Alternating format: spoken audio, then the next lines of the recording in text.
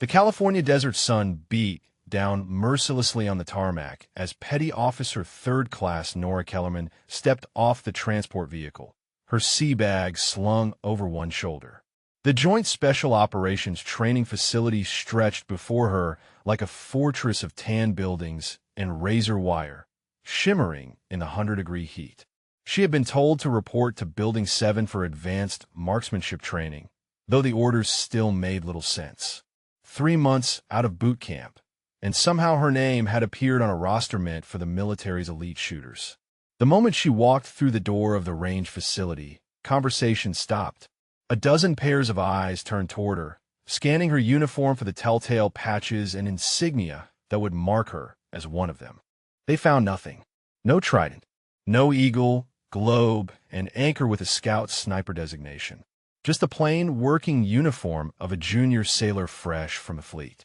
Chief Petty Officer Dane Hutchins looked up from the roster on his clipboard, his weathered face creasing into a frown. He was a wall of muscle and scar tissue, his forearms covered in tattoos that spoke of deployments to places most people only saw on the news. The gold trident on his chest caught the fluorescent light as he walked toward her, boots heavy on the concrete floor. "So you're Kellerman," he said, his voice carrying across the room. "The boot they sent us." "Yes, Chief," Nora replied, keeping her voice steady. Petty Officer Third Class Nora Kellerman, reporting as ordered. A laugh erupted from the back of the room. Staff Sergeant Vincent Kowalski, a Marine Scout sniper with a chest full of ribbons, leaned against the table with his arms crossed. His smile was sharp and cold. "They sent us a boot, an actual boot, to advanced long-range precision training." The others joined in, a chorus of disbelief and amusement. Nora felt the weight of their stares, felt the judgment in every glance at her clean uniform and inexperienced face. She was 22 years old, looked younger, and stood 5'6" in a room full of men who had spent years earning their place among the military's most lethal marksmen. Before we go any further with this story, drop a comment and let us know what state you're watching from. Maybe you've seen situations like this in your own military community where someone was underestimated before they had a chance to prove themselves.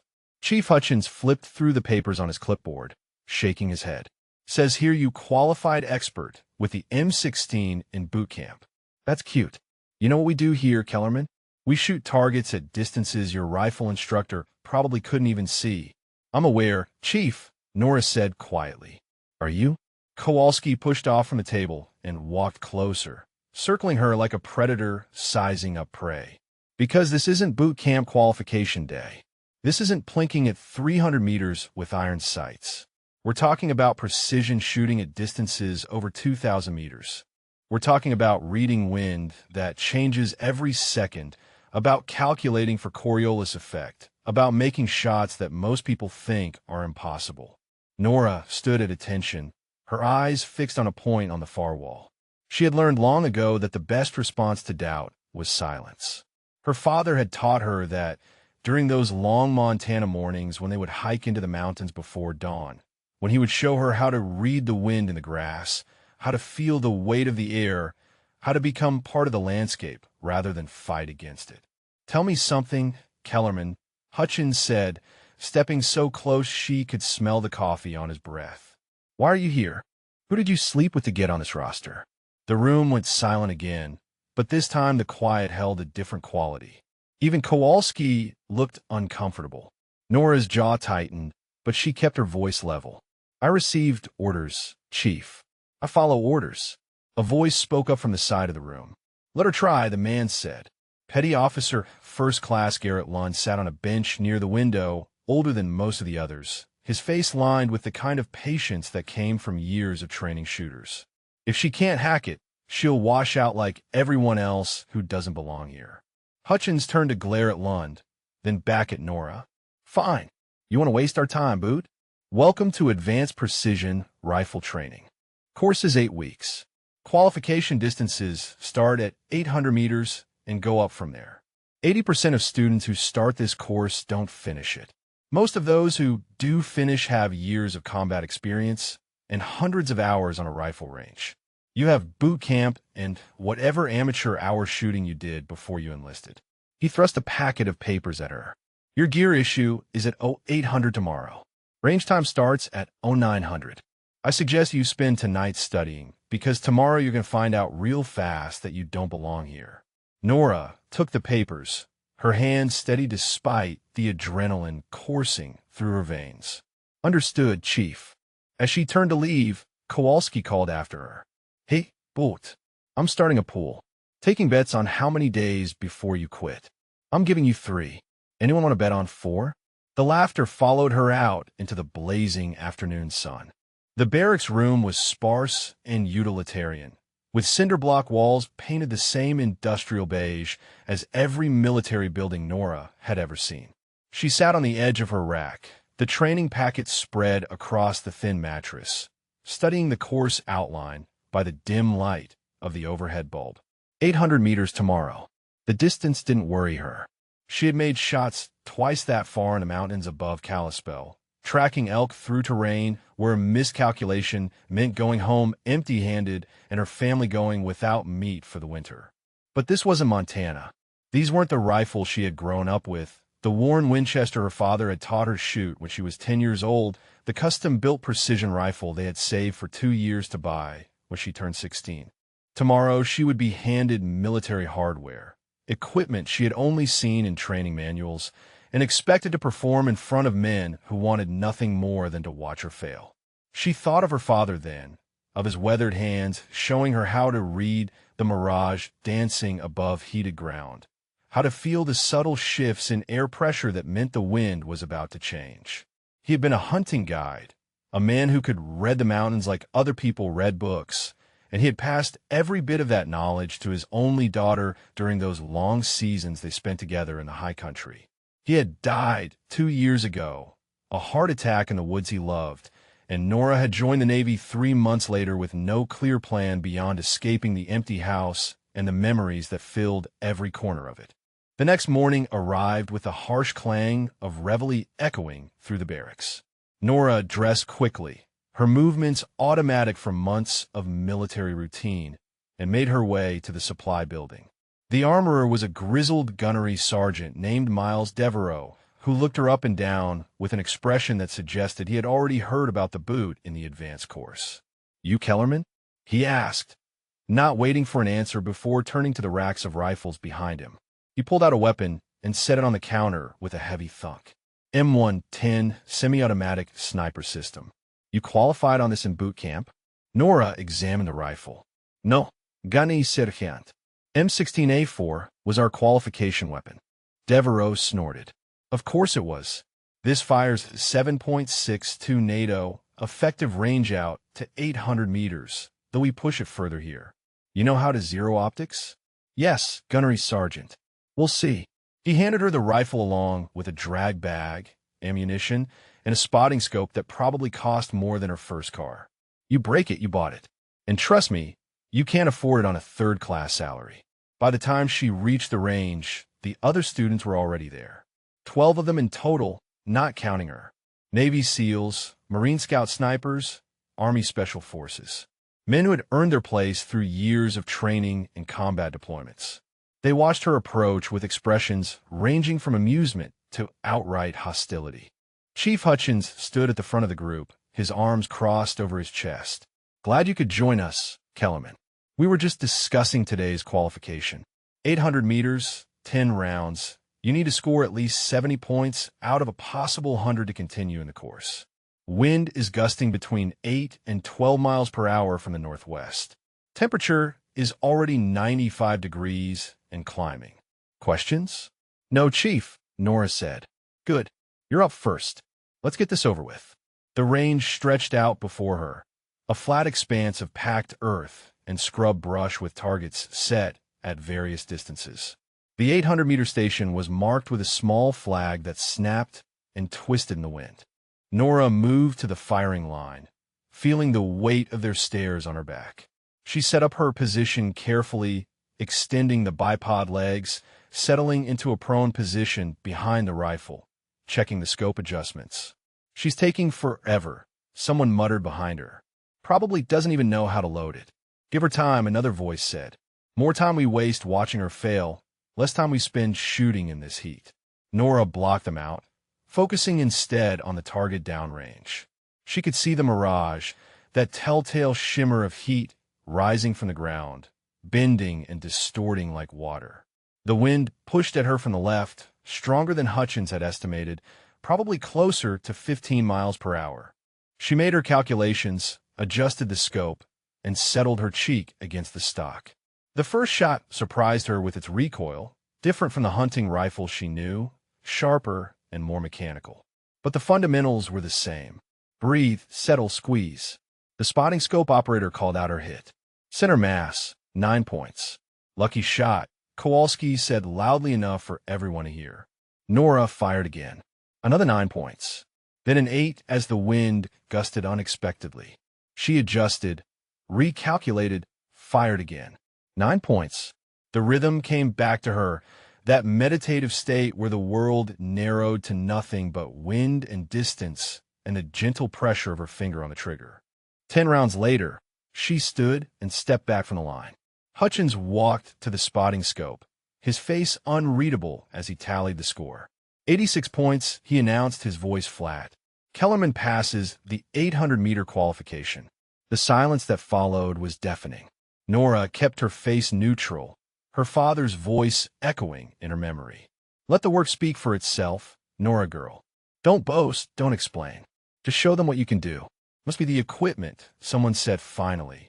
That scope is probably zeroed from the last shooter. Where the wind died down just when she shot, another added. Hutchins looked at her for a long moment, something unreadable flickering in his eyes. Beginner's luck, he said finally. Tomorrow we move to 1,200 meters. That's when we'll see what you're really made of, Boot. As the others moved to the firing line for their turns, Garrett Lund caught her eye and gave her the slightest nod. But Kowalski stepped close as she gathered her gear, his voice low and threatening. Don't get comfortable, Boot. One good score doesn't mean anything. You don't belong here, and sooner or later, everyone's going to see it. The 1,200-meter range looked impossible from the firing line. The targets were barely visible even through the high-powered optics, small dots of color against the tan backdrop of the desert hills. Nora stood with the other students, listening as Chief Hutchins briefed them on the day's qualification standards. The wind had picked up overnight, and now it whipped across the range in unpredictable gusts that made the flags dance and twist on their poles. At this distance, Hutchins said, his voice carrying over the wind, you're not just fighting gravity and distance. You're fighting the Earth's rotation. The Coriolis effect becomes a real factor. Miss your wind call by 2 miles per hour, and you'll be off target by 18 inches. This is where we separate the shooters from the people who just got lucky at 800. His eyes found Nora in the group, and several of the other students followed his gaze. She kept her expression neutral, her hands relaxed at her sides, even as her heart rate picked up. 1,200 meters. She had made shots at that distance before, but not with this rifle, not with this ammunition, not in front of an audience that wanted her to fail. Kellerman, Hutchins called out. You're up first again. Let's see if yesterday was a fluke. She moved to the firing line and began setting up her position. The rifle felt more familiar now after yesterday's shooting, but the increased distance changed everything. She would need to adjust for bullet drop, for wind drift, for the subtle influence of the Earth spinning beneath the bullet's flight path. Math her father had taught her using a chalkboard in their kitchen, translating hunting experience into scientific calculation. Hey, Boot, Kowalski called from behind her. You know what Coriolis effect means? Or do you need someone to explain it to you? Several of the others laughed. Nora didn't respond, focusing instead on reading the wind. She watched the mirage, watched the grass moving in waves across the desert floor, felt the push of air against her face. Northwest wind, gusting between 12 and 18 miles per hour. Temperature climbing toward 100 degrees. The math played out in her head automatically, muscle memory from hundreds of shots in the Montana high country, translating to this California desert. She's taking too long, someone muttered. Probably doesn't know how to calculate the dope. Maybe she's waiting for divine intervention, another voice added, followed by more laughter. Nora settled into her prone position, Her body relaxed despite the tension crackling in the air around her. She adjusted the scope, made her calculations, and began her breathing cycle. The first shot cracked across the range, and she watched through the scope as the spotting team called the hit. 8 points. Off-center, caught by a gust she hadn't fully accounted for. There it is, Kowalski announced triumphantly. Reality sets in at 1200. Nora made her adjustment and fired again. 9 points. Then another 9. The rhythm returned, that quiet space where doubt disappeared and only the fundamentals remained. Breath control, trigger squeeze, follow through. Her father's voice in her memory, steady and patient. Trust what you know, Nora girl. The rifle doesn't lie. She fired her remaining rounds, each one feeling more natural than the last. When she stood and stepped back from the line, she could feel the weight of expectation hanging in the desert air. Hutchins checked the spotting scope, his jaw tight as he tallied the score. 82 points, he announced. Kellerman passes 1,200 meters. The silence was shorter this time, broken quickly by dismissive comments. Wind must have shifted in her favor. Equipment is definitely helping her. She's probably getting help from the spotting team. The accusations flew like the wind itself, each one designed to undermine what she had accomplished. Chief, Staff Sergeant Kowalski said, stepping forward, I'd like to request that we verify the equipment. That rifle might have a better zero than the others. It's suspicious that a boot with no real training is scoring this well. Hutchins looked at the rifle, then at Nora, then back at Kowalski.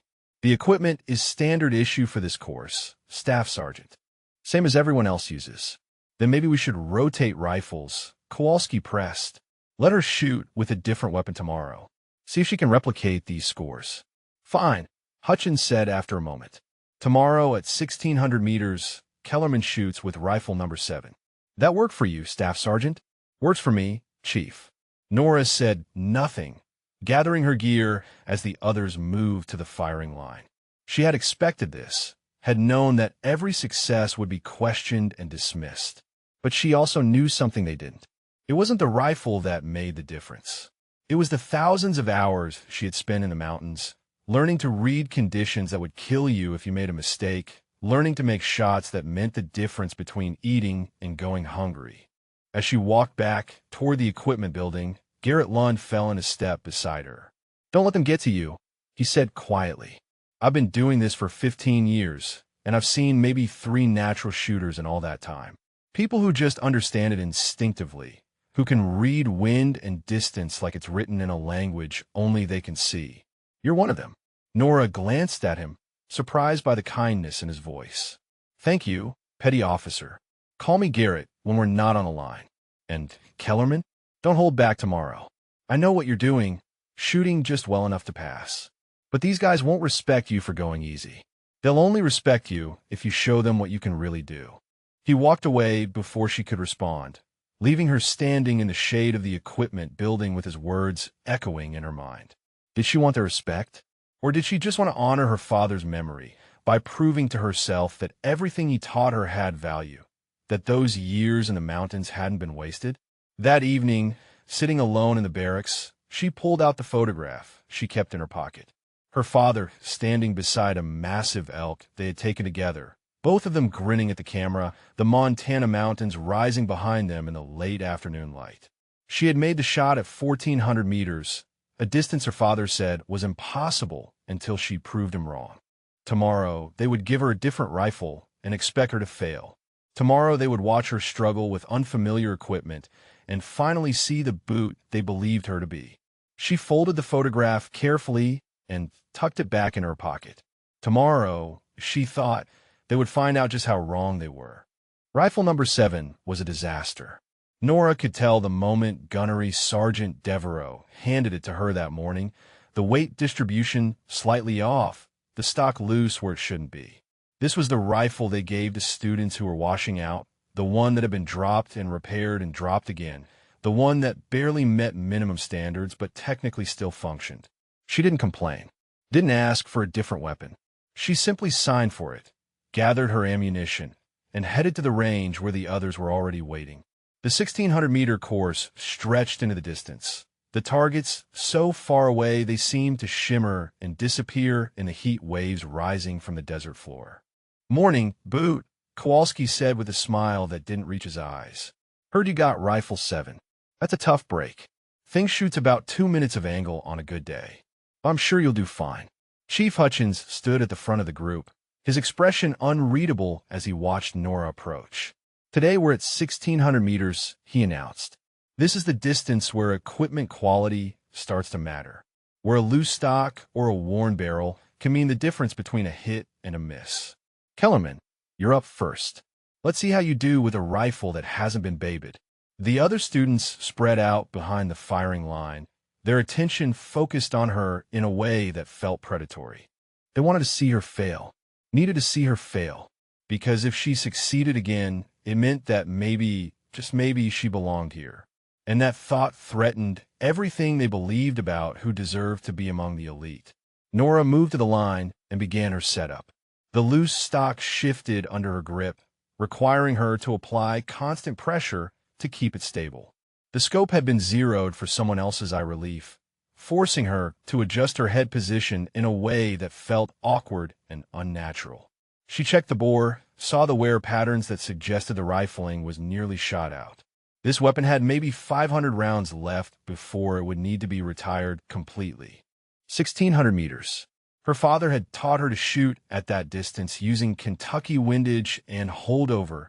No fancy scopes or calculations, just pure instinct and experience. She had dropped a mule deer at 1,700 meters once, a shot he made her take 3 times over 3 different days to prove it wasn't luck.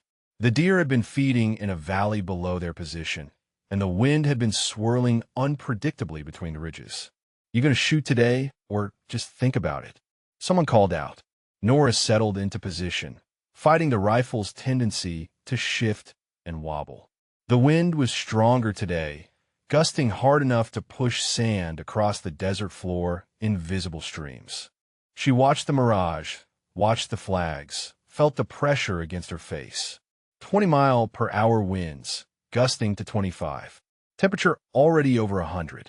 The bullet would drift nearly 4 feet in this wind if she didn't account for it properly. She made her calculations, compensating for the rifle's known issues, and fired her first shot. The spotting team called it. 6 points. Low and right, caught by the equipment's limitations. "There it is," Kowalski announced. Reality. Finally, Nora adjusted, not just for wind and distance, but for the rifle's consistent pull to the right, the way the loose stock affected her point of aim. She fired again. 7 points. Still not center, but closer. The third shot was an 8. She was learning the weapon now, understanding its quirks and failures, adapting her technique to compensate for hardware that should have been retired months ago. Her father's voice came back to her. "A good shooter can make any rifle work, Nora girl. It's not about having perfect equipment. It's about understanding what you have and working with it instead of against it." She fired her remaining rounds, each one slightly better than the last, as she decoded the rifle's patterns. When she stood and stepped back, her shirt was soaked with sweat and her hands ached from maintaining pressure on the loose stock. Hutchins checked the spotting scope, taking longer than usual to tally the score. 73 points, he announced. Kellerman passes 1,600 meters. The group erupted in disbelief. "That's impossible," someone shouted. "Rifle 7 barely shoots. No way she scored passing with that weapon." "I watched every shot," the spotting team operator said. He was a lance corporal named Theo Ashworth, young but experienced, and his voice carried authority. "She adapted to the equipment, adjusted for the rifle's pull. That's legitimate shooting, not luck." Kowalski stepped forward, his face red with anger. "Chief, this is ridiculous. We need to face facts here. Either someone is helping her, or there's something wrong with the scoring system. A boot with 3 months in the Navy does not outshoot trained snipers with a broken rifle." Hutchins looked at Nora for a long moment. His expression was difficult to read, somewhere between suspicion and something that might have been grudging respect. "Where did you learn to shoot, Kellerman?" "Montana, Chief. Hunting with my father." "Hunting?" He said the word like it tasted bad in his mouth. "You think hunting deer is the same as precision military shooting? No, Chief. But the fundamentals are the same.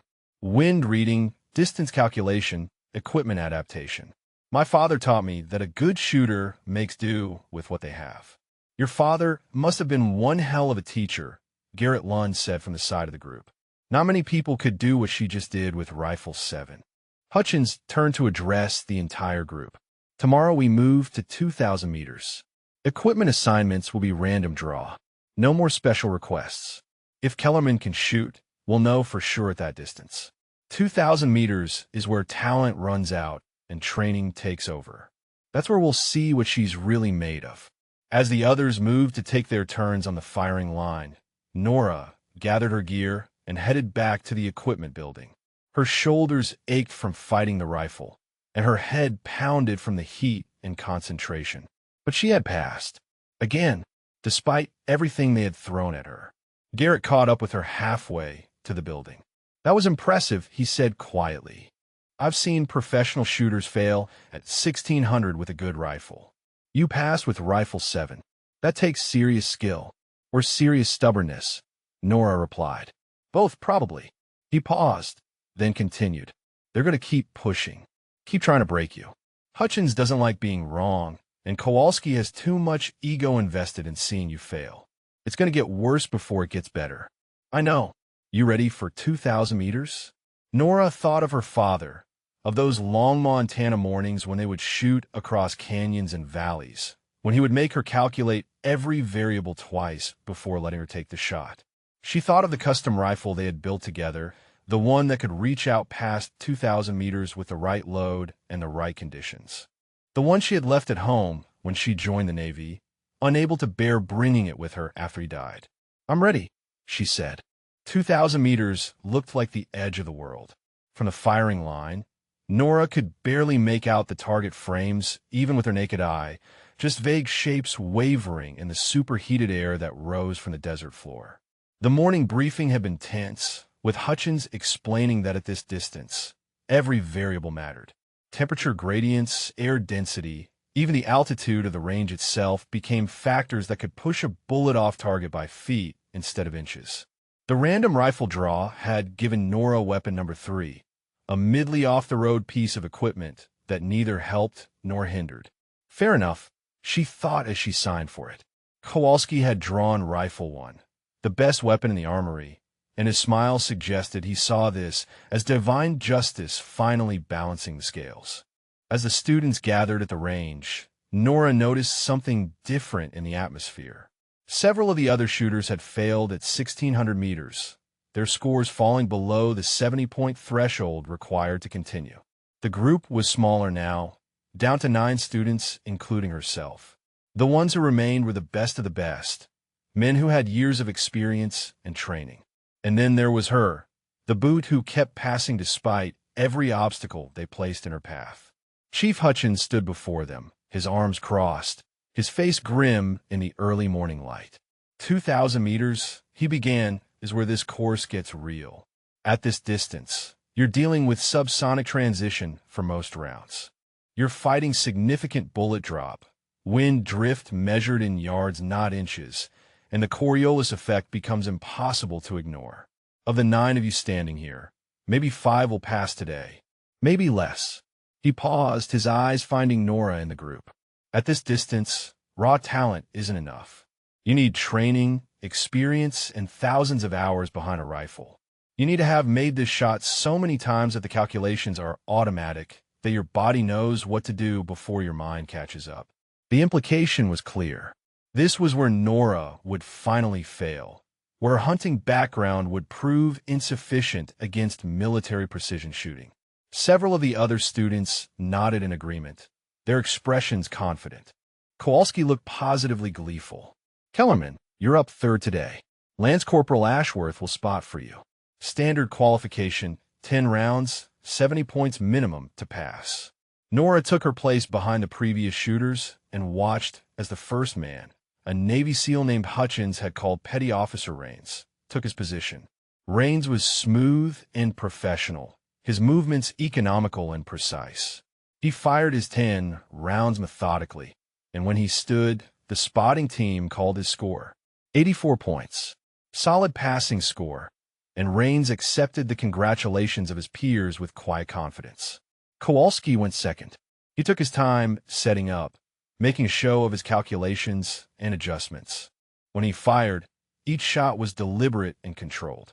His score came back as 87 points, and he stood with a triumphant grin, making sure to catch Nora's eye as he walked past her position. "Good luck, Boot," he said quietly. "You're going to need it."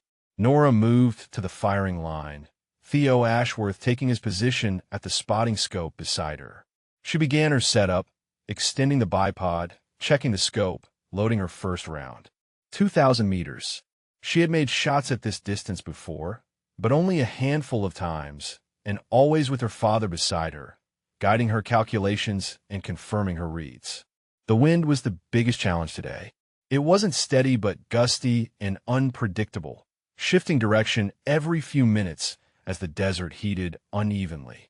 She watched the flags at various distances downrange, saw how the wind at 500 meters was blowing differently than the wind at 1,000, how the patterns changed as the air moved across the uneven terrain. "Wind is variable," Ashworth said quietly beside her. 12 to 18 out of the northwest at our position, but it's swirling downrange. Going to be tough to call. Nora nodded, not trusting herself to speak. She settled into position, her cheek against the stock, her breathing steady despite the adrenaline singing through her veins. She made her calculations, factoring in everything she knew, everything her father had taught her. The first shot would be a ranging shot, a way to see how the bullet actually behaved at this extreme distance in these specific conditions. She fired. The recoil pushed against her shoulder, and she watched through the scope as Ashworth called the impact. 5 points. Low and left. Caught by wind she hadn't fully accounted for. She heard the murmurs behind her, the satisfaction in Kowalski's voice as he said something she couldn't quite make out. She blocked it out, focusing instead on what the shot had told her. The wind was stronger than she had calculated, and there was a downdraft affecting the bullet's path in the final 500 meters. She adjusted her hold, compensating not just for what she could see, but for what she now knew was happening in the space between her and the target. Second shot, 7 points. Better, but still not center. The wind shifted again, and she had to recalculate on the fly. Third shot, 8 points. She was dialing it in now, learning the pattern of this particular piece of air, this specific stretch of desert. Her father's voice came to her across the years. Every place has its own personality, Nora girl. The wind in one valley doesn't behave like the wind in another. You have to listen to what the land is telling you. Fourth shot, 9 points. Fifth shot, 9 points again. She had found the rhythm now, that meditative state where doubt disappeared and only the fundamentals remained. The rifle became an extension of her body. The calculations became instinct. The wind became a language she could read fluently. She fired her remaining rounds, each one feeling cleaner and more natural than the last. When she stood and stepped back, she was breathing hard, her heart pounding, but her hands were steady. Ashworth looked through the spotting scope, tallying the scores slowly and carefully. 79 points, he announced clearly. Kellerman passes 2,000 meters. The silence that followed was absolute. Even the wind seemed to pause, as if the desert itself was holding its breath. Nora had passed. Again, at a distance where talent supposedly wasn't enough, where only training and experience mattered. She had passed on her second attempt, with a score higher than half the group would probably achieve. "That's not possible," someone said, their voice barely above a whisper. "I watched every shot," Ashworth replied, his voice firm. She adapted after the first 2 rounds. Read the wind pattern and compensated. It's legitimate. Kowalski stepped forward, his face flushed with anger. "Chief, this is beyond ridiculous now. We need to investigate. Something is wrong here." Hutchins held up a hand, silencing him. He walked to the spotting scope himself, verifying the target, checking the scorecard. When he turned back to face the group, his expression was troubled. "The score stands," he said finally. "Kellerman passes."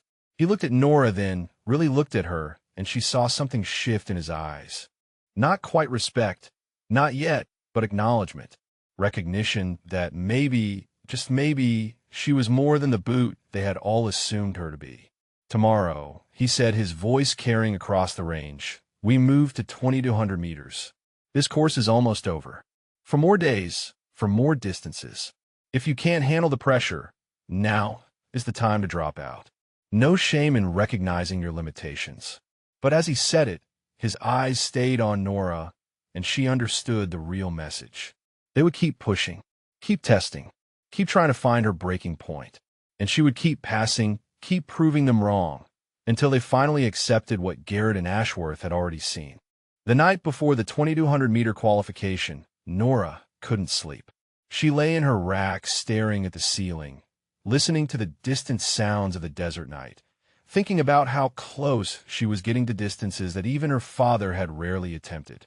2,200 meters was nearly a mile and a half, a distance where the bullet spent almost 3 seconds in flight, where 1,000 different variables could push the round off target.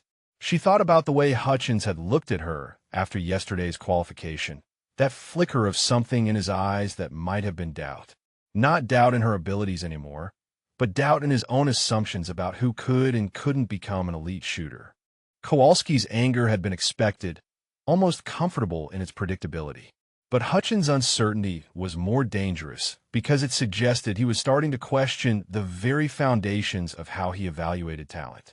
Morning came too quickly. The desert was still cool when they gathered at the range, but the sun was already climbing, promising another day of brutal heat. Only 7 students remained now. 2 more had washed out at 2,000 meters, unable to make the required score even after multiple attempts. The ones who remained were grim-faced and determined, the easy confidence from the first days of the course replaced by something harder and more focused. Hutchins stood before them with Commander Walsh Brennan, the training facility's commanding officer, a weathered man in his 50s who rarely attended daily qualifications. His presence suggested that word of Nora's performance had reached higher levels of command, that people were starting to pay attention to the boot who kept passing courses meant for special operations personnel. 2,200 meters, Commander Brennan said, his voice carrying the authority of decades of military service. At this distance, you're pushing the absolute limits of your equipment and your training. The shot time is nearly 3 seconds. In that time, the Earth rotates beneath your bullet. The wind can change direction twice. A temperature shift of 5 degrees can mean the difference between a hit and a miss. He paused, his eyes scanning the group. I've been running this training facility for 8 years. In that time, I've seen thousands of students attempt this course. The average pass rate at 2,200 meters is 40%. For students with less than 1 year of military service, the pass rate is 0. Not low, 0. No one with less than 12 months in uniform has ever qualified at this distance. His gaze settled on Nora, and she felt the weight of every eye in the group following his attention, which makes Petty Officer Kellerman's performance so far either remarkable or suspicious. Chief Hutchins has assured me that all proper procedures have been followed, that the equipment has been verified, that the scoring is legitimate. So today, we're going to find out definitively whether we're witnessing exceptional talent or elaborate fraud. The accusation hung in the air like the heat shimmer rising from the desert floor. Nora kept her face neutral, her hands loose at her sides, but inside she felt a cold anger building. They still thought she was cheating. Despite every qualification she had passed, despite shooting with broken equipment and hostile conditions, they still couldn't accept that she might simply be better than they expected. Kellerman, Commander Brennan continued, "You'll shoot last today. You'll use whatever rifle is left after everyone else has made their selection. And I'll be personally observing your entire qualification through the spotting scope.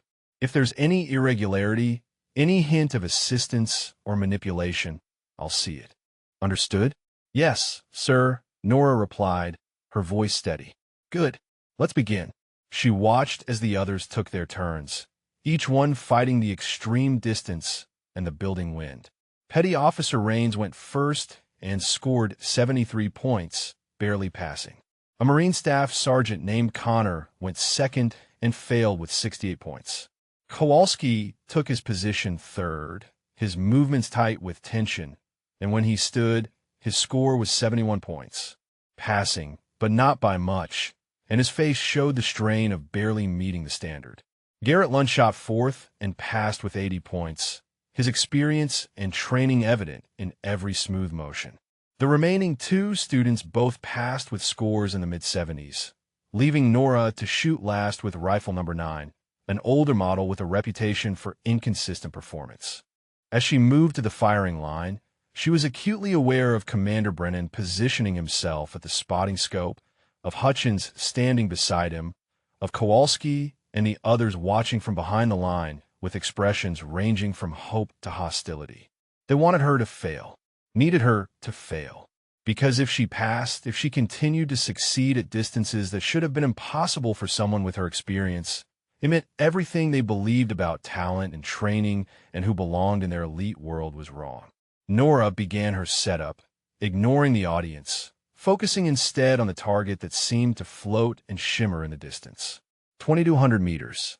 Her father had attempted this shot only twice in his life, both times in perfect conditions with a custom rifle and hand-loaded ammunition. She was using military hardware with factory ammunition in gusty desert wind. But she also had something her father never had. She had his lifetime of teaching condensed into the years they spent together in the mountains. She had every lesson, every tip, every hard-won piece of knowledge he had accumulated over 40 years of hunting and guiding. And she had the desperation of someone who needed to prove that those lessons, that legacy, meant something. She settled into position, her breathing slow and controlled. The wind was swirling, unpredictable, gusting between 15 and 25 miles per hour. She watched the flags, watched the mirage, felt the pressure against her face, made her calculations, and then made them again, double-checking every variable the way her father had taught her. The first shot cracked across the range. Through the scope, she saw Theo Ashworth mark the impact. 6 points. Low and right. Pushed by a gust she hadn't fully anticipated. First shot adjustment, Commander Brennan said quietly, his voice neutral, within expected parameters. Nora made her correction, compensating for what the bullet had shown her about the wind pattern. Second shot, 7 points. Third shot, 8 points. She was learning the rifle now, understanding its quirks, finding the rhythm between the weapon and the conditions and her own body. Fourth shot, 9 points. Fifth shot, 9 points again. The world narrowed to nothing but wind and distance and the steady pressure of her finger on the trigger. Her father's voice whispered through her memory. When everything else falls away and it's just you and the rifle and the target, that's when you know you're really shooting. She fired her remaining rounds, each one feeling cleaner than the last. When she stood and stepped back, her shirt was soaked with sweat and her hand was shaking slightly from the sustained tension. But she knew, even before Ashworth called the score, that she had done well. Commander Brennan studied the target through the spotting scope for what felt like an eternity. When he finally spoke, his voice was carefully neutral. 77 points. Kellerman passes 2,200 meters. The silence was broken by Garrett's quiet voice. That's exceptional shooting with Rifle 9. Hutchins looked at Nora, then at Commander Brennan, then back at Nora. His expression was complicated, layers of surprise and respect and confusion all fighting for dominance. Where exactly in Montana did you learn to shoot, Kellerman? Kalispell area, Chief. Hunting in the mountains with my father. He was a guide, and he taught you to shoot at these distances? He taught me to shoot at whatever distance the animal was at, Chief. Sometimes that was 200 meters. Sometimes it was more. Commander Brennan set down the spotting scope and walked toward her. I've been doing this for a long time, petty officer, and I've never seen anyone with your level of natural ability. Chief Hutchins tells me you have 4 more qualifications to complete this course. 2,400, 2,600, 2,800, and 3,000 meters. If you pass all of them, you'll be the youngest person and the least experienced person to ever complete advanced precision rifle training. Do you understand what that means? Nora met his eyes. No, sir. I just know I'm not done yet. The 2,400-meter range looked impossible. From the firing line, Nora couldn't even see the targets without optics, just a heat shimmer and the vague suggestion of shapes in the far distance. This was nearly a mile and a half, a distance where the bullet arced high into the sky before dropping back down toward the target, where even the best shooters in the world needed multiple attempts to find their mark. The group had shrunk to 6 students. Another Marine had washed out at 2,200 meters, unable to achieve the minimum score even after 3 attempts. The ones who remained were silent and focused, the earlier mockery and hostility replaced by a grim determination. Even Kowalski had stopped making comments, his energy focused entirely on his own performance as the distances pushed everyone to their limits. Chief Hutchins stood before them in the pre-dawn darkness, his face shadowed and serious. 2,400 meters, he said, his voice quiet in the still morning air. At this distance, we're beyond the effective range of most military sniper systems. This is the realm of extreme long-range precision, the kind of shooting that requires not just skill, but an almost intuitive understanding of ballistics and environmental conditions. He paused, looking at each of them in turn. 3 more qualifications after today: 2,600, 2,800, and 3,000 meters. The final 3 will determine who completes this course and who goes home knowing they gave everything they had, but it wasn't quite enough. There's no shame in that. These distances are meant to break people. Nora felt the weight of his words, felt the pressure building like a physical force. She had been shooting well so far, but she had also been holding back, shooting just well enough to pass without revealing the full extent of her abilities. Her father's voice echoed in her memory, his constant reminder about humility, about not showing off, about letting the work speak for itself without unnecessary flourish. But Garrett's words from days ago kept coming back to her too. These guys won't respect you for going easy. They'll only respect you if you show them what you can really do. Kellerman, you're up second today, Hutchins announced. Kowalski goes first. Same rules as always. 10 rounds, 70 points minimum to pass. Kowalski moved to the firing line with deliberate precision, his movements economical and practiced. He had been shooting competitively for years before joining the Marine Corps, had trained at some of the best civilian precision rifle schools in the country. He set up his position with the confidence of someone who had made shots at these distances before. Nora watched as he fired his 10 rounds, each shot carefully calculated and executed. When he stood, his face was tight with concentration. Ashworth called his score: 74 points. Passing, but not by much, and Kowalski's expression showed the strain of barely meeting the standard at this extreme distance. Kellerman, you're up, Hutchins called. Nora moved to the line, carrying rifle number 5, a mid-grade weapon that neither helped nor hindered. Commander Brennan had returned to observe again, standing beside Hutchins with his arms crossed, his expression unreadable. Behind them, the other students watched with the intensity of people who needed to understand how she kept succeeding where others failed. She began her setup, extending the bipod, checking the scope, loading her first round. 2,400 meters. She had never shot this far before, not even with her father. This was beyond the range of their custom rifle, beyond what they had ever attempted together in the Montana mountains. This was new territory, and for the first time since arriving at the training facility, she felt genuine uncertainty about whether she could make the shot. But uncertainty wasn't the same as inability. Her father had taught her that. You won't always know if you can make the shot before you take it, Nora girl. Sometimes you just have to trust your training and take the chance. She settled into position, her breathing steady despite the doubt whispering at the edges of her mind. The wind was relatively calm for the desert, only 10 to 12 miles per hour, but at this distance, even a slight breeze became a major factor. She watched the mirage, watched the flags, calculated her holdover and windage. The first shot cracked across the range. She watched through the scope as Ashworth marked the impact. For points.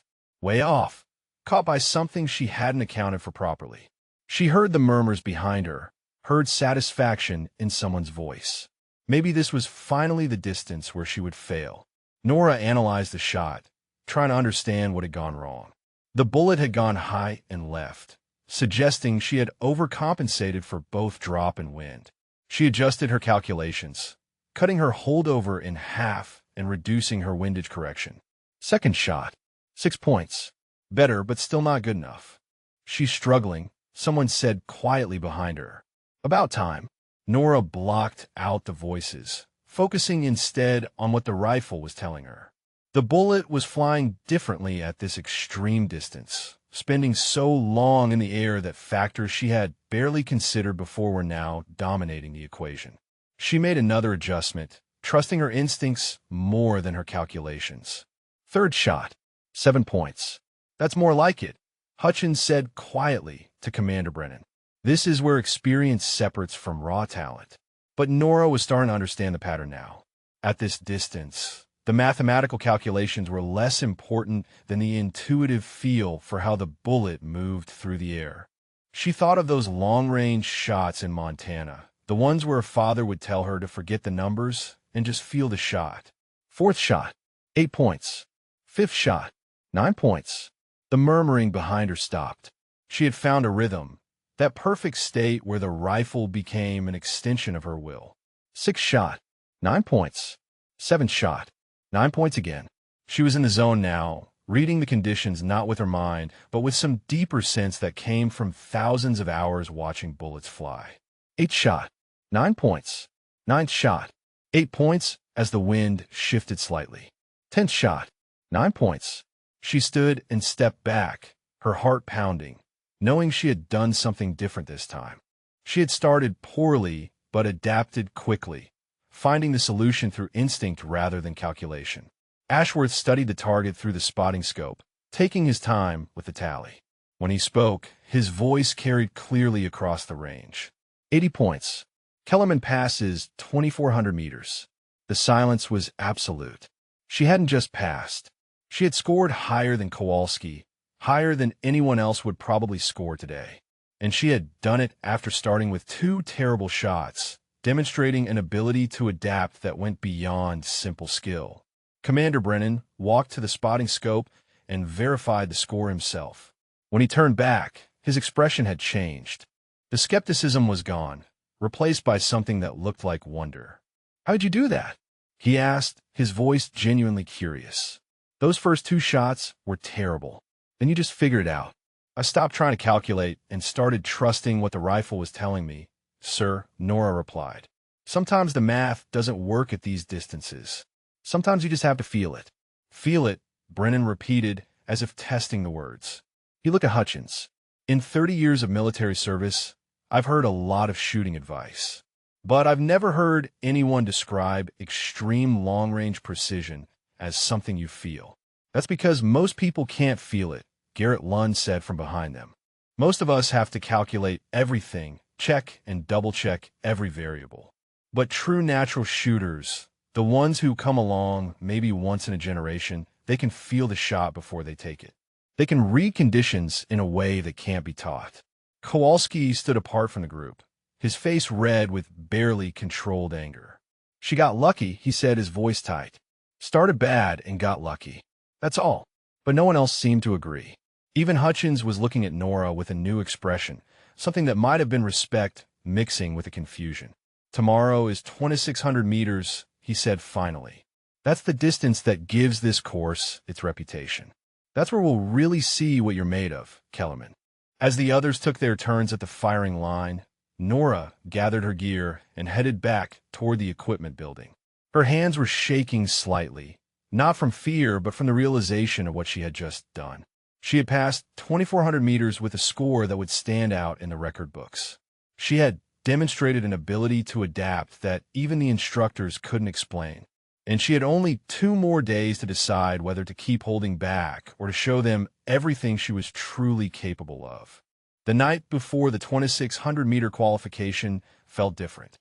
Nora sat alone in the barracks, the photograph of her father held loosely in her hands, studying his face in the dim light. He looked proud in that picture, standing beside the elk they had taken together at 1,400 meters. She remembered how he had celebrated that shot, how he had told her she had a gift that couldn't be taught, only nurtured. But he had also taught her to be humble, to let others underestimate her, to never make a show of her abilities unless absolutely necessary. She had lived by that philosophy her entire life, taking satisfaction in quiet competence rather than public recognition. Yet here, in this place, that philosophy was being tested in ways her father had never anticipated. Tomorrow was 2,600 meters, the distance that had defined this course for years, the standard that separated the elite from the exceptional. And she knew, with absolute certainty, that she could hit it. Not just pass, but dominate. She had the skill, had the understanding, had absorbed every lesson her father had spent years teaching her. The question was whether she should. Sleep came fitfully, her dreams filled with Montana mountains and desert ranges, with her father's voice mixing with the sound of rifle reports echoing across vast distances. When she woke before dawn, she still hadn't decided what kind of shooter she wanted to be today. The morning briefing was tense. Commander Brennan had returned again, along with someone new, a Navy captain that Hutchins introduced as Captain Elizabeth Farrow from Naval Special Warfare Command. Her presence suggested that word of Nora's performance had reached even higher levels of command, that people far above this training facility were now paying attention. 2,600 meters, Captain Farrow said, her voice carrying the authority of someone who had spent decades in special operations. This is the qualification that gives this course its legendary status. In the 15 years this program has existed, only 38 people have passed at this distance. Of those 38, 36 had multiple combat deployments and years of advanced training. The other two were Olympic-level competitive shooters who joined the military. She paused, her eyes finding Nora in the small group, which makes Petty Officer Kellerman's performance thus far statistically improbable to the point of being nearly impossible. If she passes today, she will be the least experienced person to ever reach this distance in the history of this program. More importantly, she will demonstrate a level of natural talent that Naval Special Warfare would be foolish to ignore. The implication was clear. This wasn't just about passing a course anymore. This was about her future, about opportunities that would open or close based on what happened today. Nora felt the weight of that knowledge settling on her shoulders like physical pressure. Kowalski spoke up, his voice tight with barely controlled emotion. Captain, with all due respect, exceptional performance from someone with no background usually indicates systematic assistance or equipment manipulation. Maybe we should consider that possibility before we start talking about natural talent. Captain Farrow turned to him, her expression cold. Staff Sergeant, I've reviewed every scorecard, watched video of multiple qualifications, and spoken with every instructor involved in this course. Unless you're suggesting a conspiracy involving multiple officers and enlisted personnel from different branches of service, I think we can rule out fraud. What we're witnessing is simply talent at a level that makes people uncomfortable because it challenges their assumptions about how skill is acquired. Kowalski's face flushed red, but he said nothing more. Hutchins stepped forward, his expression troubled. Kellerman shoots third today. Same standards as always. 10 rounds, 70 points minimum to pass. Weather conditions are favorable. Light wind, clear sky. If there's ever been a day to make this shot, it's today. Nora watched as Garrett Lund shot first, his decades of experience evident in every smooth motion. He scored 78 points. A solid passing score that drew quiet congratulations from the others. A Navy SEAL went second and failed with 69 points, his frustration evident as he cleared the firing line. Then it was her turn. Nora moved to the line, carrying rifle number 2, one of the better weapons in the armory. The distance stretched before her, so far that even with the scope, she could barely make out the target clearly. 2,600 meters, over a mile and a half. A shot that would take the bullet nearly 4 seconds to reach its destination. She began her setup, her movements automatic after weeks of practice. But her mind was elsewhere, thinking about her father, about humility and pride, about who she wanted to be and what she wanted to prove. She thought about Kowalski's continued accusations, about the way they had all dismissed her from the first moment she walked through the door. and she thought about what Captain Farrow had said. Natural talent that naval special warfare would be foolish to ignore. A future that depended on what happened in the next few minutes. She settled into position, her breathing steady, her mind clear. The wind was light but variable, shifting between 5 and 10 miles per hour. Temperature was climbing toward 90 degrees. She made her calculations automatically, muscle memory from thousands of shots, translating environmental conditions into scope adjustments. But this time, she added something extra. A small adjustment based not on math, but on intuition, on that feeling her father had spent years teaching her to trust. She had been shooting to pass, shooting just well enough to continue. But today, she decided she would shoot to show them what she was truly capable of. The first shot cracked across the range. Through the scope, she watched Ashworth mark the impact. 9 points. Dead center. Not luck, not a ranging shot, but a perfect first-round hit at 2,600 meters. The murmuring behind her started immediately. Hutchins stepped closer to the spotting scope, verifying the impact. Captain Farrow watched through her own optics, her expression unreadable. Nora fired again. 9 points. The bullet found almost the exact same impact point. Third shot. 10 points. Perfect center. The maximum possible score for a single round. The murmuring stopped, replaced by absolute silence. She fired her remaining 7 rounds with mechanical precision, each one guided by a combination of calculation and instinct that she couldn't fully explain. The rifle felt like part of her body, an extension of her will. Each trigger pull was perfect, each recoil absorbed and managed, each follow-through textbook smooth. When she stood and stepped back, she knew without being told that she had done something extraordinary. Ashworth took his time verifying the target, counting each impact twice. When he finally spoke, his voice was filled with something like awe. 94 points. Kellerman passes 2,600 meters with the second highest score ever recorded at this distance. The silence stretched for what felt like an eternity. Nora stood at attention, her rifle held at port arms, waiting for someone to speak, to react, to acknowledge what had just happened. Captain Farrow was the first to move, walking to the spotting scope to verify the score herself. "That's not possible," Kowalski said, his voice hollow. "Nobody shoots 94 points at 2,600 on their first attempt at this distance. Nobody. I just watch her do it," Captain Farrow replied, not taking her eyes from the scope. "And Staff Sergeant, I think it's time you accept that you're witnessing something genuinely exceptional." Hutchins stood beside her, staring downrange as if he could still see the bullet impacts hanging in the air. "I've been teaching precision rifle for 12 years, he said quietly. "I've trained hundreds of shooters, some of the best snipers in the military. I've never seen anything like this." Garrett walked over to Nora, a slight smile on his weathered face. "You've been holding back this whole time, haven't you? That's why you always passed with just enough points. You were hiding what you could really do." Nora met his eyes, but said nothing. Commander Brennan joined them, his expression a mixture of amazement and something that might have been vindication. "Tomorrow is 2,800 meters, he said, then 3,000 meters the day after. If you keep shooting like this, Kellerman, you're going to rewrite the record books. If she keeps shooting like this," Captain Farrow added, "she's going to have a very different career path than she probably imagined when she joined the Navy. We don't let talent like this go to waste." Word spread through the base overnight like wildfire. The Boot who had scored 94 points at 2,600 meters. The junior sailor with 3 months of service who was rewriting the record books. By the time Nora arrived at the range the next morning for the 2,800-meter qualification, there was a crowd.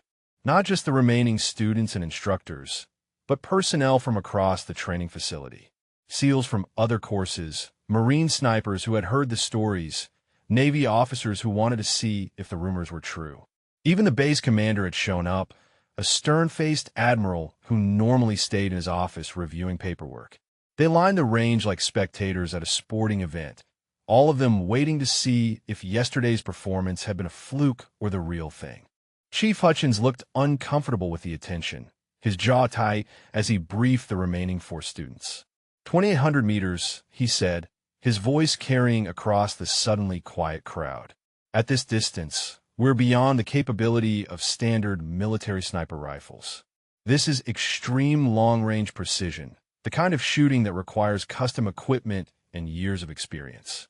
The pass rate at this distance is historically around 20%. Captain Farrow stood beside Commander Brennan, both of them watching Nora with expressions that mixed curiosity with something that looked like concern. The pressure on her now was immense, the weight of expectations threatening to crush whatever confidence she had built over the past weeks. Everyone expected her to succeed. Everyone was waiting to see her dominate again. And that expectation was far more dangerous than the earlier mockery had ever been. Kowalski hadn't spoken to her since yesterday's qualification. He stood apart from the group, his face a mask of barely controlled emotion. He had been the top student in this course, the experienced Marine Scout sniper who everyone assumed would finish first. Now he was just another shooter, overshadowed by a boot who had made the impossible look routine. Kellerman shoots second today, Hutchins announced. After Lund, standard qualification, 10 rounds, 70 points minimum. Garrett took his position first, the crowd watching his every move.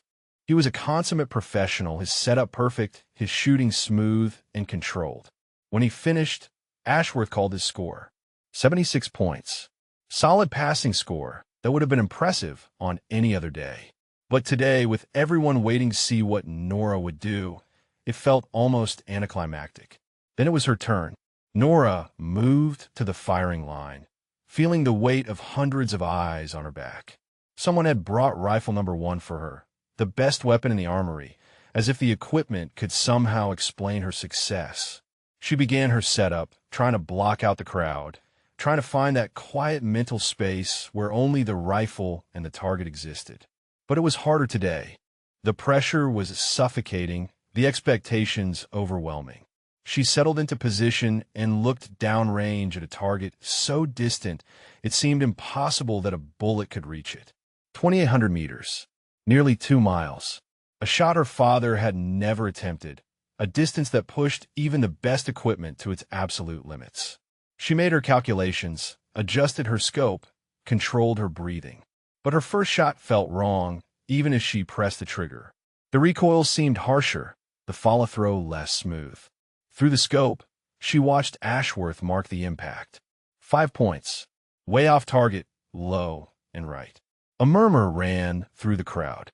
Kowalski's voice carried clearly. There it is. The pressure finally got to her. Nora felt a flutter of panic in her chest, that cold fear that maybe he was right, maybe yesterday had been luck, maybe she couldn't repeat that performance when everyone was watching. She forced herself to breathe, to focus, to remember her father's teaching. One bad shot doesn't define you, Nora girl. What defines you is how you respond to it. She made her adjustment and fired again. 6 points. Still terrible. The murmuring grew louder, whispers of disappointment and vindication mixing together. She could feel the crowd's energy shifting, could sense people starting to believe that yesterday had been an aberration. 2 shots gone, and she was barely passing, let alone dominating. Nora closed her eyes for a moment, blocking out the crowd, blocking out the pressure, reaching for that quiet place her father had taught her to find. She thought of Montana mornings when it was just her and the rifle in the mountains, when there was no audience, no expectations, just the purity of the shot itself. When she opened her eyes, the crowd had disappeared. Not literally, but in her awareness. There was only the rifle, the wind, the target. She made her calculations again, but this time she trusted her instincts more than the math. 3rd shot, 8 points. Better. 4th shot, 9 points. The rhythm was returning. 5th shot, 9 points. 6th shot, 10 points. Perfect center. She was back now, had found that meditative state where doubt couldn't reach her. The rifle became an extension of her body, each shot flowing into the next with mechanical precision. 7th shot, 9 points. 8th shot, 9 points. 9th shot, 10 points. 10th shot, 9 points. When she stood and stepped back, her hands were shaking slightly, but not from fear. from the sheer effort of fighting through the pressure and finding her way back to competence. Ashworth took his time with the count, verifying each impact.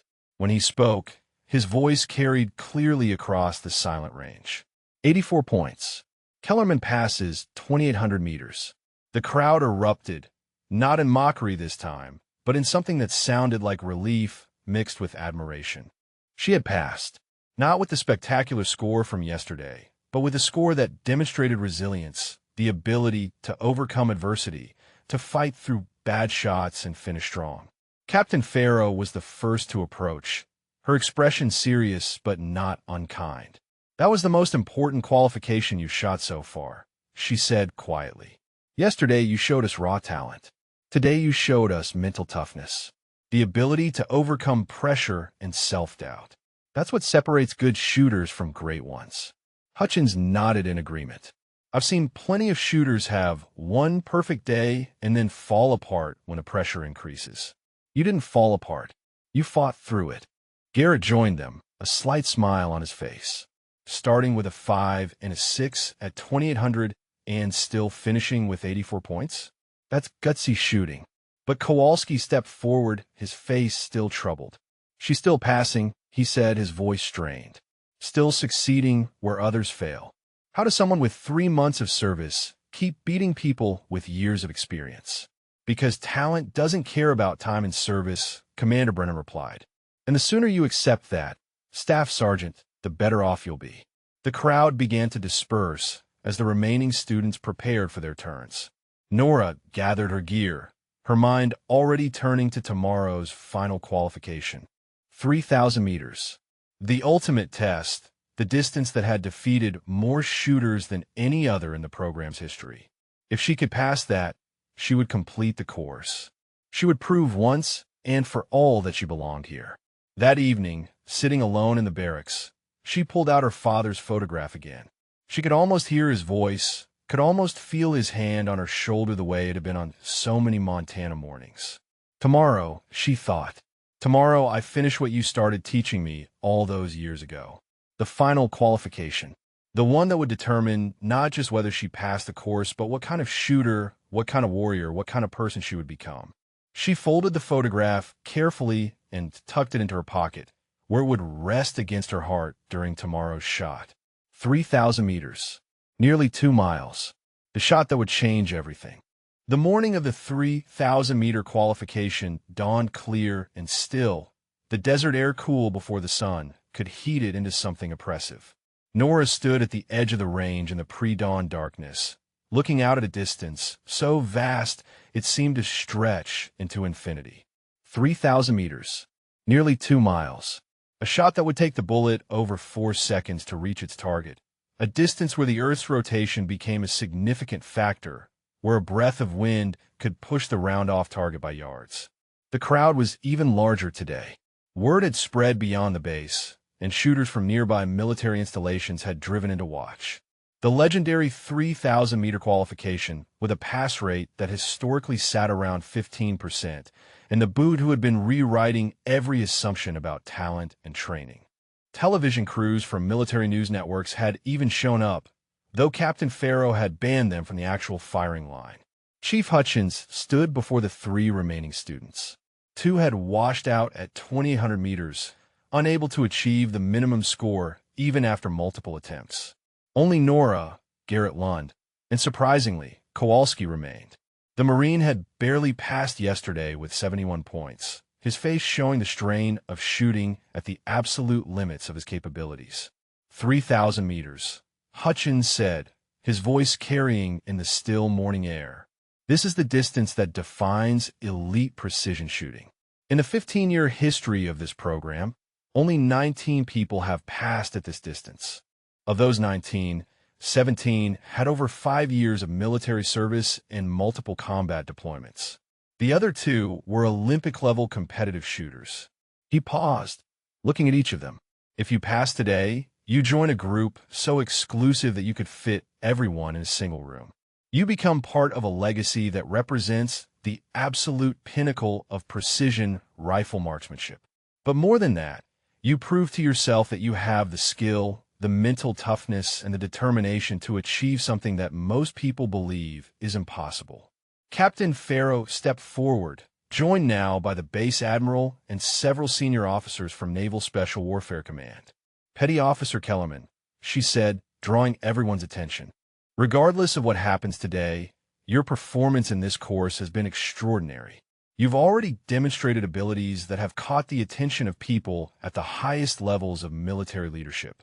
But this final qualification will determine more than just whether you complete the course. It will determine what opportunities become available to you in your naval career. The pressure of those words settled on Nora's shoulders like physical weight. This wasn't just about passing anymore. This was about her future, about doors opening or closing based on the next 10 shots she would take. She thought of her father, wondered what he would say if he could see her now, standing on the edge of attempting something that pushed the boundaries of what was considered possible. Lund shoots first, Hutchins announced. Kellerman second. Kowalski third. Garrett moved to the firing line with the calm confidence of someone who had been doing this for decades. He set up his position with practiced efficiency, his movements economical and precise. The crowd watched in absolute silence as he fired his 10 rounds, each shot carefully calculated and executed. When he stood, Ashworth called his score, 73 points. Passing, and a testament to years of training and experience. The crowd applauded, respecting the achievement. Garrett had proven his place among the elite, had earned his spot in that exclusive group of 19 who had conquered 3,000 meters. He walked past Nora with a slight nod, his expression mixing pride with anticipation for what she might do next. Then it was her turn. Nora moved to the firing line, carrying rifle number 1, the best weapon in the armory. The distance stretched before her, so far that even with maximum magnification, she could barely make out the target. 3,000 meters. Her father had never attempted anything close to this distance. She was in territory he had never explored, relying on lessons he had taught her, but applying them to a challenge beyond anything he had faced. She began her setup, her movements automatic from weeks of repetition. But her mind was racing, calculating variables, considering factors that most shooters never even thought about. The Coriolis effect at this distance was significant enough that she had to aim almost a full meter to the right of the target just to account for the Earth's rotation. The bullet would drop over 300 feet, requiring her to aim so high that the target disappeared completely beneath her crosshairs. The crowd behind her was silent, hundreds of people holding their breath as she settled into position. She made her final adjustments, checked her natural point of aim, controlled her breathing. Then she thought of her father one more time, heard his voice across the years. "Trust yourself, Nora girl. You know what to do." The first shot cracked across the range, the sound echoing in the desert morning. She stayed on the scope, watching as the bullet flew downrange, watching for over 4 seconds before Ashworth finally marked the impact. 9 points. A near-perfect first-round hit at 3,000 meters. The crowd erupted in amazed murmurs, but Nora blocked them out. She was in that zone now, that perfect state of focus where nothing existed except the rifle and the target in the wind. Second shot, 9 points. Third shot, 10 points. Perfect center, the maximum possible score. She fired her remaining rounds with mechanical precision, each one guided by a combination of calculation and instinct that she couldn't fully explain even if someone asked. The rifle had become part of her, an extension of her will, and each trigger press felt inevitable and right. Fourth shot, 9 points. Fifth shot, 9 points.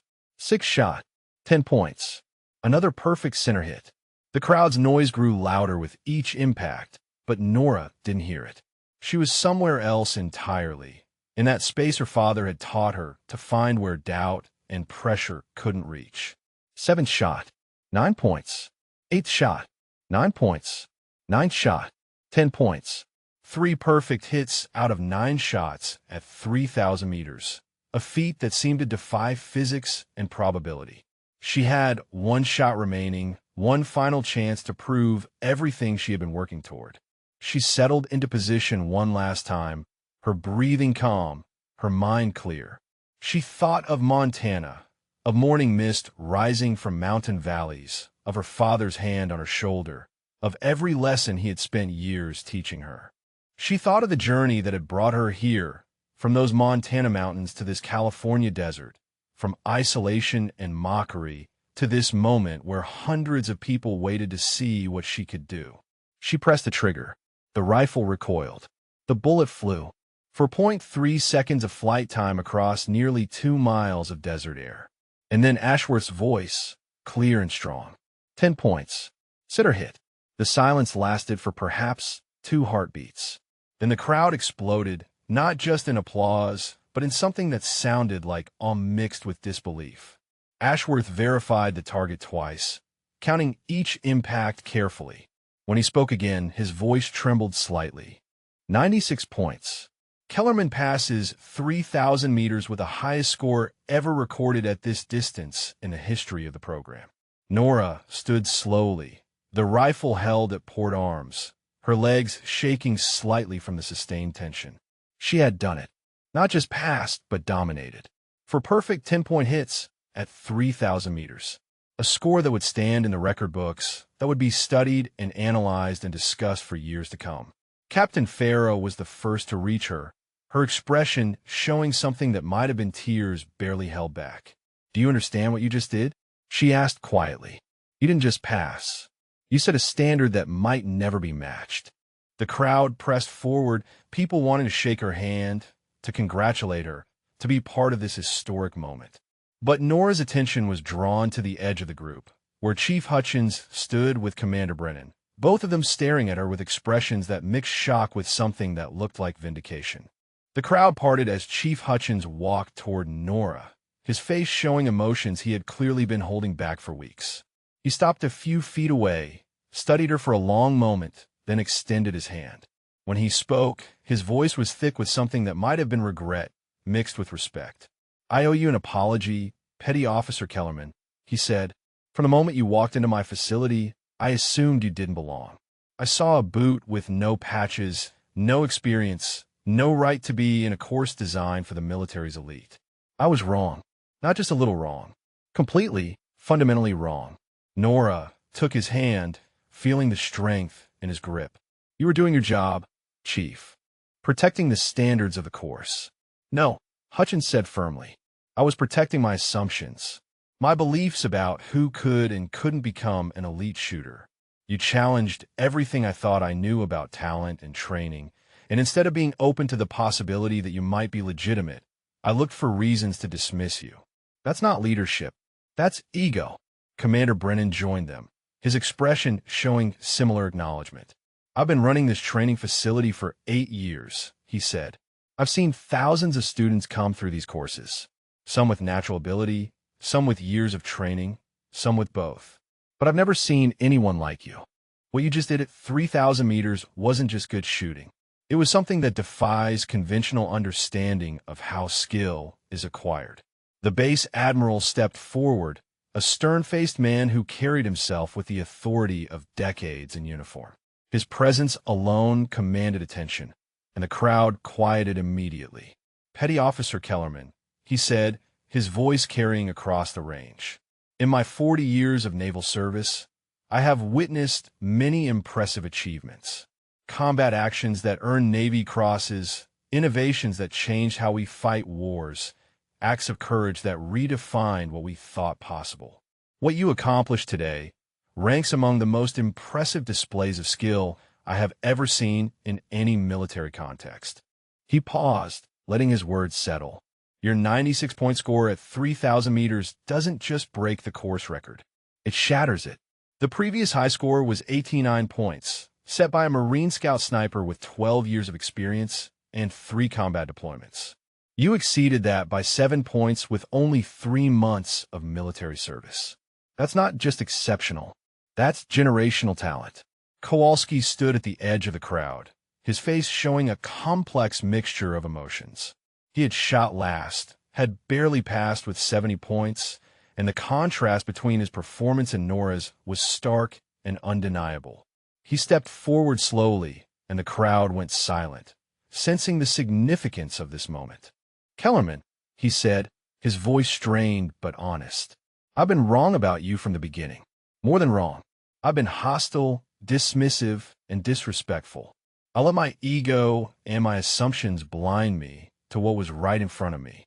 You're not just a good shooter. You're the best I've ever seen. And I'm sorry for how I treated you." The apology hung in the air, and Nora could see the effort it took for him to say those words. She nodded, accepting it without making him feel worse. "We all have assumptions, Staff Sergeant. The important thing is being willing to change them when the evidence proves us wrong." Captain Farrow moved to the center of the group, her presence commanding attention. "Petty Officer Kellerman," she said formally, "Naval Special Warfare Command would like to extend an invitation for you to attend the Navy's Advanced Sniper course immediately following your completion of basic training requirements. Additionally, we would like to discuss opportunities for you within Naval Special Warfare that would allow you to develop your extraordinary natural abilities to their full potential." She paused, then continued, "I want to be clear. This isn't charity or special treatment. This is recognition of talent that the Navy would be foolish to waste. You have a gift that comes along maybe once in a generation, and we have an obligation to nurture that gift and put it to use in service of your country." Garrett Lund stepped forward, a broad smile on his weathered face. "I told you on day one that I'd seen maybe 3 natural shooters in 15 years, he said. People who just understood shooting in a way that couldn't be taught. I was wrong about the number. I've seen 4 now, and you're the best of them by a significant margin."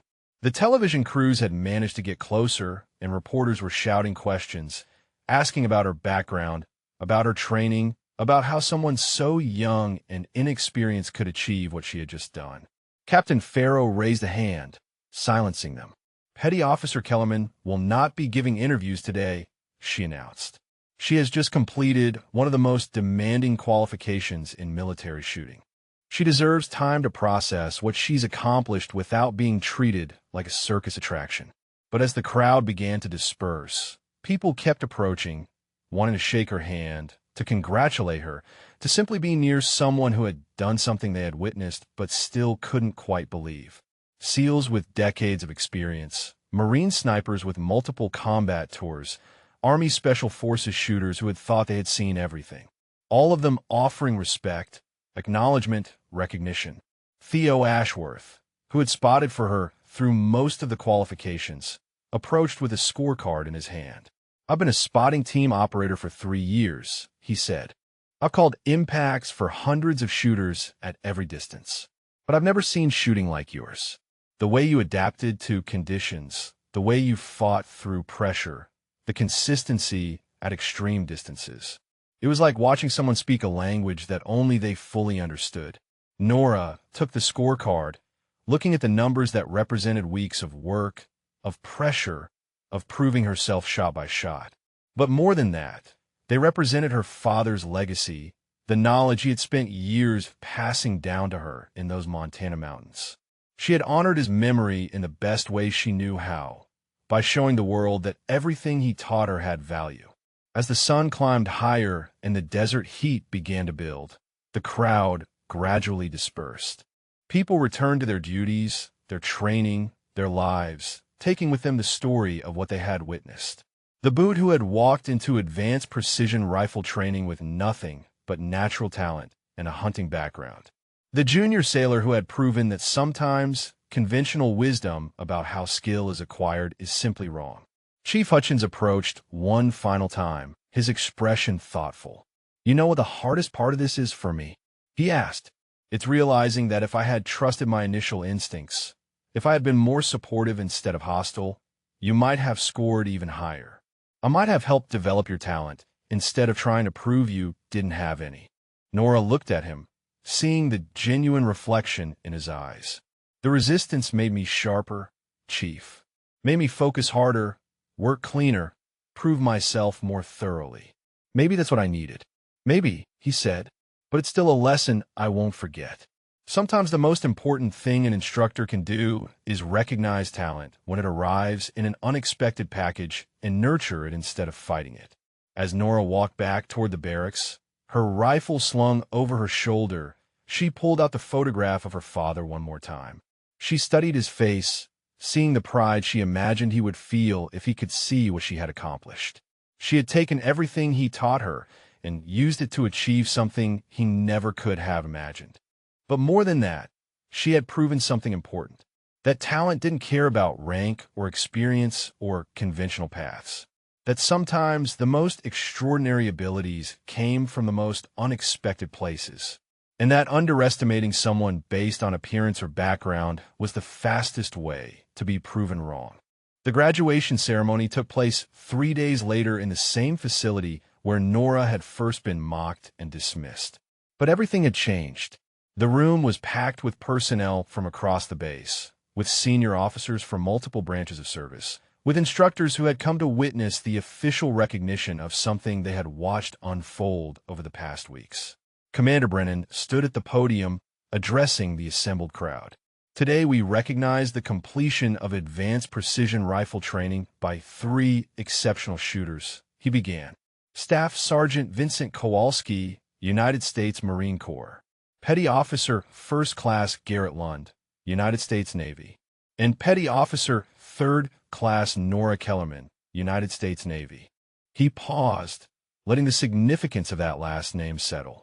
In the 15-year history of this program, 1,217 students have attempted this course.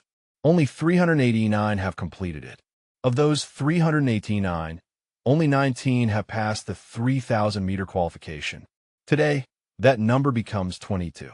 The crowd applauded as Kowalski stepped forward to receive his certificate, his face showing pride mixed with humility. He had completed one of the military's most demanding courses, had proven himself among the elite, even if he hadn't been the star of this particular class. Garrett followed, accepting his recognition with the quiet confidence of someone who had spent decades earning his expertise. Then it was Nora's turn. She walked to the podium in her dress uniform, the same uniform that had looked so plain and unmarked weeks ago. Commander Brennan shook her hand, then turned to address the crowd. Petty Officer Kellerman's performance in this course has been nothing short of historic, he said. She achieved the highest score ever recorded at 2,600 meters with 94 points. She achieved the highest score ever recorded at 3,000 meters with 96 points. She completed every qualification on her first attempt, and she did all of this with only 3 months of military service, making her by far the youngest and least experienced person to ever complete this program. He handed her the certificate, then continued. But more importantly, she reminded all of us that talent doesn't follow a predictable path, that sometimes extraordinary ability arrives in unexpected packages, and that our assumptions about who can and can't achieve excellence are often wrong. Captain Farrow stepped to the podium, carrying a small case. Petty Officer Kellerman, she said formally, on behalf of Naval Special Warfare Command, I am authorized to present you with a Naval Special Warfare Basic Marksmanship Badge. Additionally, you are hereby invited to attend Advanced Sniper School immediately upon completion of your fleet training requirements, with a guaranteed slot in the Naval Special Warfare Sniper Program, pending your successful completion of that course. She opened the case, revealing the badge, then pinned it to Nora's uniform. The crowd erupted in applause, genuine recognition of achievement that transcended the mockery and doubt that had defined the early weeks of training. Nora stood at attention, feeling the weight of the badge on her chest, thinking about how far she had come from that first day when they had all assumed she would fail. After the ceremony, as people mingled and congratulated the graduates, Chief Hutchins pulled Nora aside. I meant what I said the other day, he told her, about owing you an apology. But I also want you to know something else. Watching you shoot, watching you adapt and overcome and succeed despite every obstacle we put in your way, made me a better instructor. You reminded me why I do this job, not to gatekeep or protect territory, but to recognize and develop talent wherever it appears. Thank you, Chief, Nora said, and thank you for maintaining the standards of the course, for not giving me special treatment or making exceptions. I needed to prove myself legitimately, and you made sure I did. Kowalski approached, his posture showing the kind of respect he had withheld for so long. Kellerman, I just want you to know that I'm going to use your performance as motivation. You set a standard that's going to push me to be better, to train harder, to never assume I've reached my limits. That's all any of us can do. Staff Sergeant, Nora replied. Keep pushing, keep learning, keep trying to be better than we were yesterday. Garrett joined them, a satisfied smile on his face. You know what the best part of all this is? He asked. For the rest of their careers, everyone who goes through this course is going to hear about the boot who scored 96 at 3,000 meters. You're going to be the legend that new students hear about, the standard they try to reach. That's a pretty good legacy for 3 months of work. As the crowd began to disperse, Theo Ashworth approached with a folder in his hands. I made copies of all your scorecards, he said. Figured you might want them someday, to remember what you accomplished here. Or maybe to show your kids when you tell them about the time you rewrote the record books. Nora took the folder, touched by the gesture. Hangju, pal, for everything. For calling my shots honestly, for validating my performance when others questioned it, for being fair when fairness wasn't the popular choice. Just did my job, he replied. But it was an honor to spot for shooting like that. Most of us spend our whole careers hoping to witness something truly exceptional. I got to see it every day for weeks. That evening, back in her barracks room, Nora spread the scorecards across her bunk and studied them. The progression from 800 meters to 3,000, the scores climbing as she gained confidence. The moment at 2,600 when she had decided to stop holding back and show them what she could really do. Each card represented not just a qualification passed, but a lesson learned, a challenge overcome, a moment of growth. She pulled out her father's photograph one final time, propping it against her pillow so she could look at it while she organized the scorecards. I did it, Dad, she said quietly to the empty room.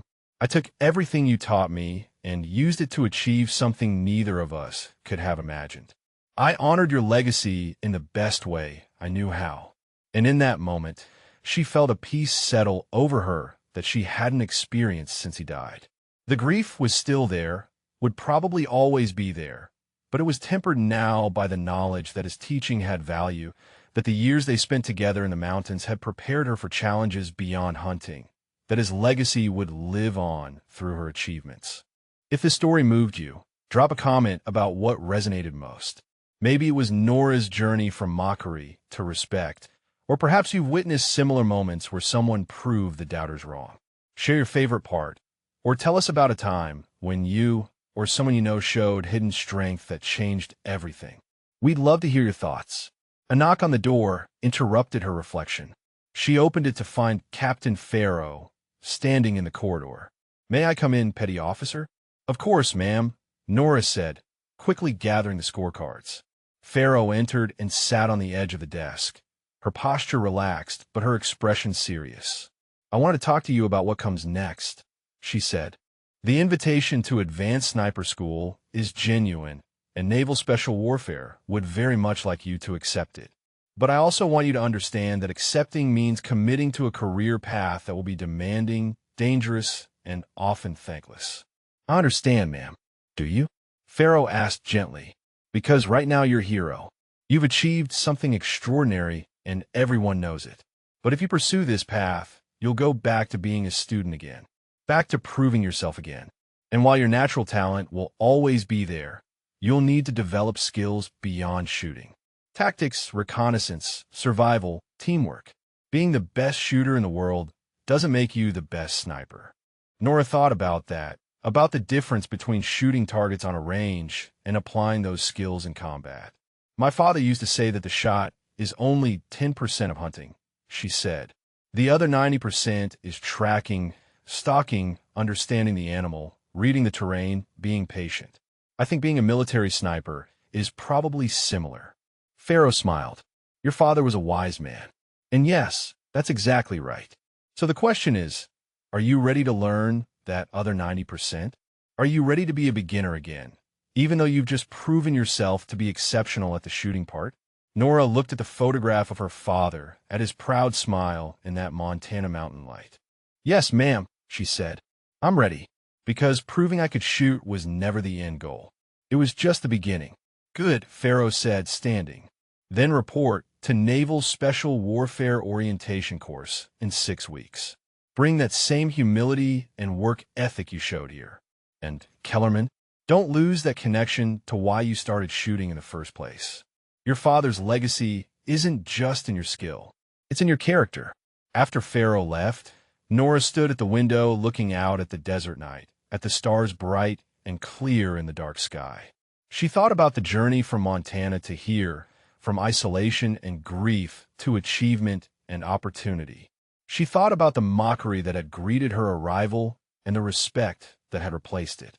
Most of all, she thought about the future, about the challenges that waited and the person she was becoming. She was no longer just a boot who walked into an advanced course where she didn't belong. She was Petty Officer Nora Kellerman, holder of the highest scores ever recorded at 2 of the most demanding distances in precision rifle shooting. She was someone who had proven that talent could come from unexpected places, that assumptions could be wrong, and that quiet competence spoke louder than any amount of posturing or credentials. But more than any of that, she was her father's daughter, carrying forward the lessons he had taught her, honoring his memory through her achievements, and proving that everything he had given her had value beyond what either of them had imagined possible. And that, she thought as she finally allowed herself to smile, was the real victory.